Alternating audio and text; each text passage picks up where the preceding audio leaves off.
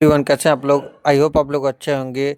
तो कल का रिव्यू हम देखते हैं बिहार जीविका का शिकागो सम्मेलन जो पूछा गया था आपके एग्जाम में। आयोजन 1893 में हुआ था। स्थान शिकागो अमेरिका था। उद्देश्य था विश्व के सब विभिन्न धर्मों के नेताओं के मंच पर लाकर आपसी समझ को शांति बढ़ावा देना। और इसका प्रतिनिधित्व स्वामी विवेकानंद किए थे। यही क्वेश्चन पूछा गया था।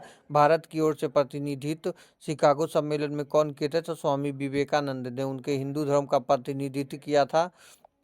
और उनका भाषण 11 सितंबर 1893 को स्वामी विवेकानंद ने अमेरिका में भाई और बहनों को कहकर अपना भाषण शुरू किया। इस संबोधन में पूरे सभागार का मन मुग्ध कर लिया और सब धर्म समभाव वसुधैव कुटुंब और सहनशीलता पर जोर दिया था। सभी धर्मों का उद्देश्य मानव कल्याण के लिए हुआ था।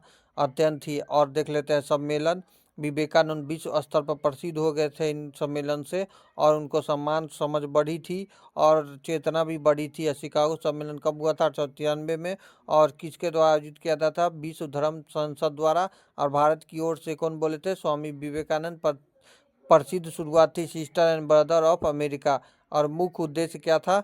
तो मुख्य उद्देश्य आपका क्या था? सभी धर्मों को समान संहिता वसुधैव कुटुंब का महत्व था। भारत की ओर से आधुनिक महानता और विश्व को स्थापित करना।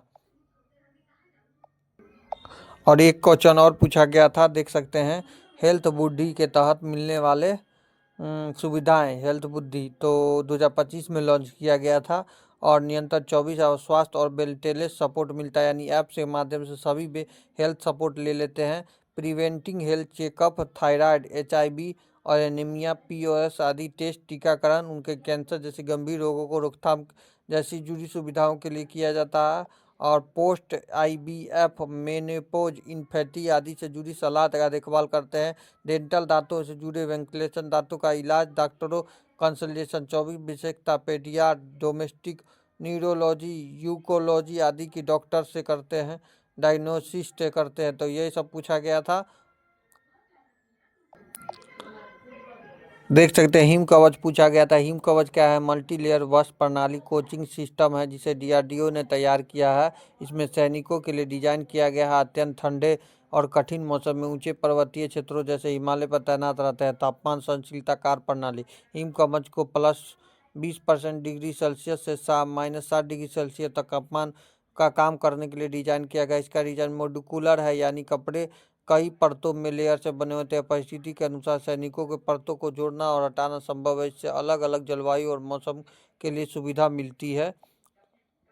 हिम कवच के फायदे होते हैं, क्या क्या फायदे? अत्यंत ठंडे और खतरनाक इलाकों में तैनात जवानों के लिए -60 डिग्री सेल्सियस ठंड भी सुरक्षित बनाए सक्षम रहते हैं। गतिशील और सहनशीलता बेहतर होती है क्योंकि साधारण ठंड रोधी कपड़ों में बेहतर सुरक्षा और आराम मिलेगा। इससे सेना के पुराने कपड़ा system extreme cold weather clothing system पर निर्भर करती है, जैसे कि हिमकवच उससे एक कदम आगे है। और परीक्षण तैनाती में यूजर ट्रायल के लिए सफलतापूर्वक पास करने के लिए ये होता है। ठीक है।